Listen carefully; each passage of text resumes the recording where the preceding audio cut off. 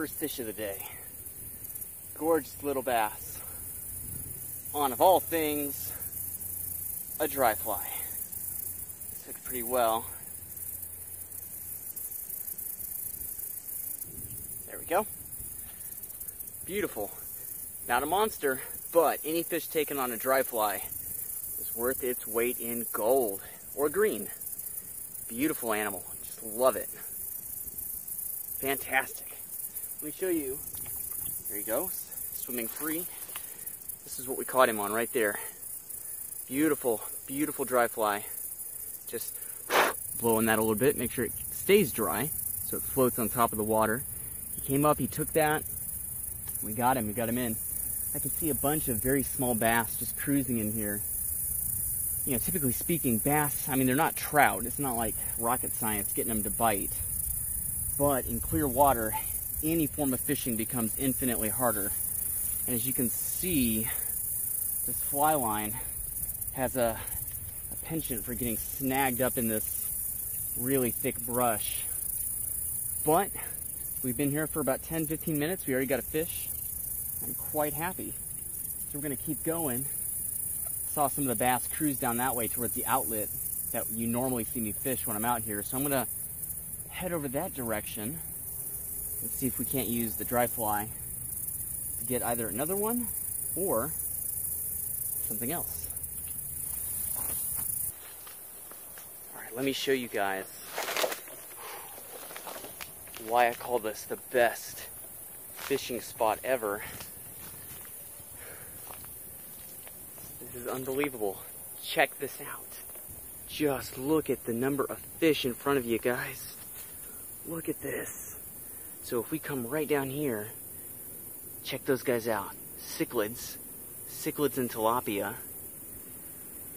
Come out here to the main flow. You can see all these schools of fish here. And then if you look over here, you can see a school of much larger tilapia. Let me zoom in there, you can see that. And if you look out there, those specks, those are all bass. Those are small bass, maybe about 8 to 10 inches in length. Tilapia cruising here. And every evening, there's carp that will come down out of the main flow this direction, out of the reeds, and they'll start feeding down here as well. And we get gar. Gar will cruise out of this pipeline that I'm standing on, and they will feed on these smaller fish here. This is just absolutely incredible. In fact, this is probably the best I've ever seen it. Just look at this. Have another look. Just look at this. Incredible. Absolutely incredible. Look at that. See that bass? See that bass center frame? And then look right below it. Right there. You've got a Plecostomus catfish. Or an armored catfish. There's another bass over there to the right-hand side of the frame. Top right. Oh, look at this, guys. Right here. Check that out. Look at that big tilapia. Surrounded by cichlids and a big Plecostomus catfish. Pretty cool, right? So, I can't really effectively cast a dry fly from here. I could probably go underneath this brush, but it's actually what's behind me that's going to make it so difficult. The back cast, I'd get snagged. So what I think I'm going to do, I'm probably going to stand right over there on the bank and cast out across this way and see what we can pick up. Just absolutely phenomenal. This is incredible. It's got to be this outflow that's providing the nutrients for these fish to get them here in such numbers so consistently.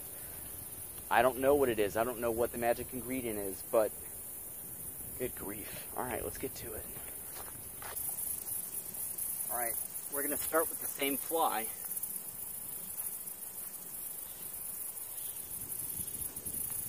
I got a bit of a platform here, which is good.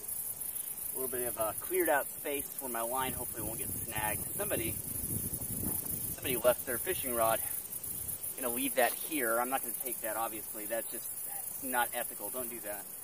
Somebody leaves their gear. very good chance they'll come back for it. I would. So if you're watching this and you left your stuff, it's here.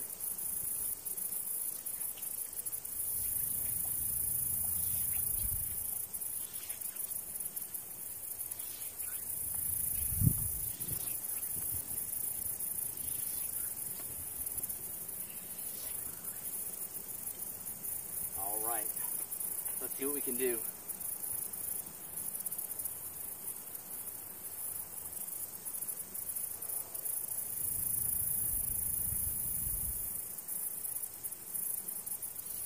Fish on, fish on. Come on, can't lose it.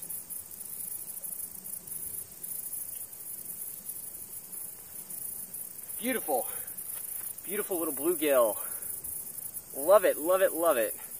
I saw him take it too. That's the best thing about fishing in clear water.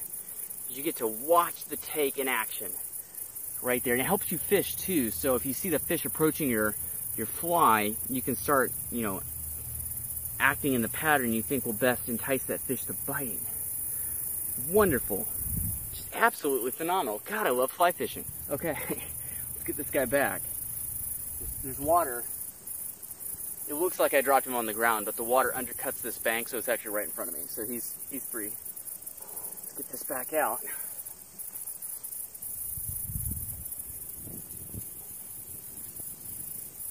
I see a bass. I see a bass right in front of us. Right by that log. God, I see a catfish, and a bass, and a tilapia. Did he go for that bass, though? Alright, here we go.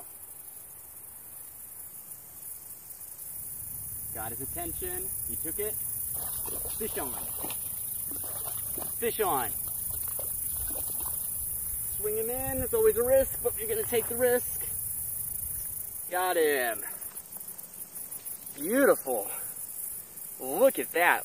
That right there is picturesque. Just lip hooked. Beautiful fish on a dry fly. Hold still.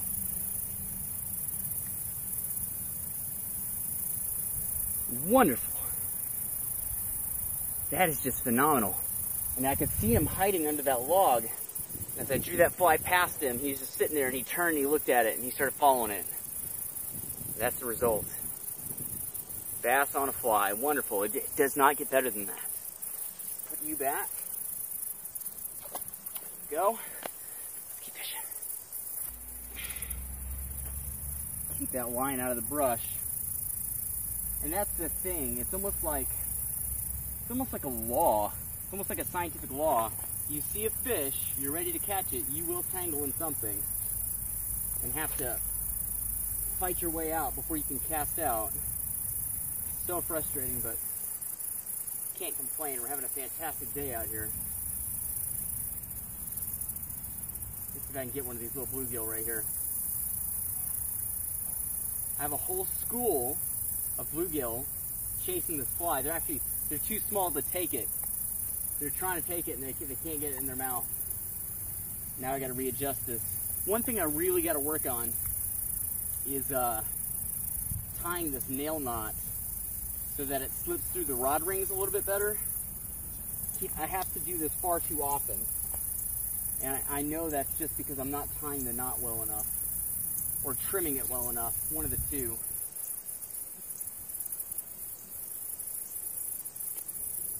Right. This is the thing I love about these. Oh, I had a fish on. I didn't even know it. I love this floating fly line because you can cast it out and leave it for a moment if you have to while you adjust something. You know, if I was fishing with like a jig head and I did that, it would sink and get snagged. Alright. I want to go a little bit further out. That was a bad cast. That was a much better one.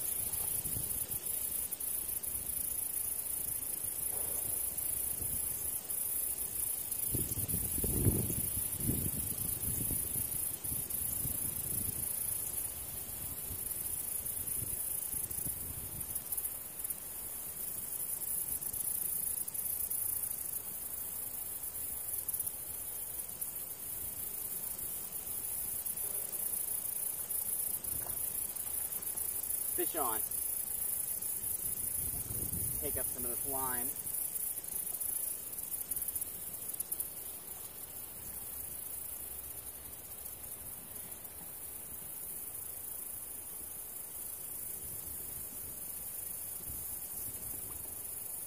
If I was worried about this fish coming off, I would not have wasted that much time doing that. But very small bluegill, and you can see this is what's interesting. When I hooked those bass, they were hooked relatively close to the lip. These guys are really taking it deep, which is why I have one of these fish disgorgers with me. Just shows how aggressive they are, even as small predators. Absolutely lovely. God, these fish, just beautiful, beautiful. All right, let's get them unhooked, get them back. All right, here's what we're gonna try to do. You can see I can't really cast with all this stuff around me, but I think I can use the current to my advantage. You can see this outflow is rather strong, and I'm using floating fly line. I think I should just be able to flick it out and roll it over. So if you flick the line over, it's almost like if you had like a rope. As a kid, you know, you'd make those circles with it, and the circle would travel down the rope. Same idea. I don't know what the technical terminology is for that. Fly fishermen out there, let me know. What is it called when you do that? But anyway, terminology aside, I think I can get this out far enough for one of these fish to take it without actually utilizing proper fly casting. I'd probably actually just like bow and arrow pitch it, to be honest. See if I can get this out there. Oh, not where I wanted it, but come on. I see some tilapia that I've got my eye on. Don't get snagged.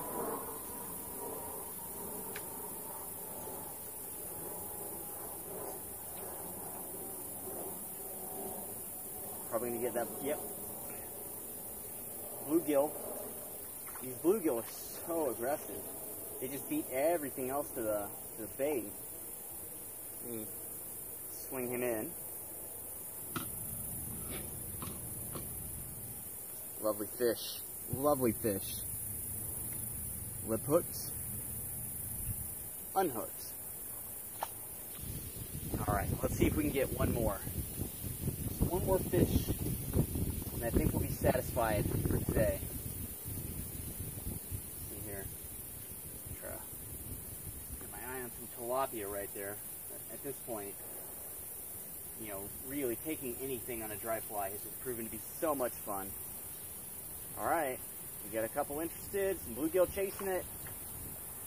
Fish on. Fish on. Oh! It's a really big cichlid. Oh, what a pretty fish. What a pretty fish. Let me show you. Let me get our rod down where it's not going to fall in the creek here. Yes. Yes. Look at that. Look at the colors on that guy. You can see the dry fly right there, just perfectly lip hooked. That is probably textbook, or maybe it was like the runner-up to be in the textbook.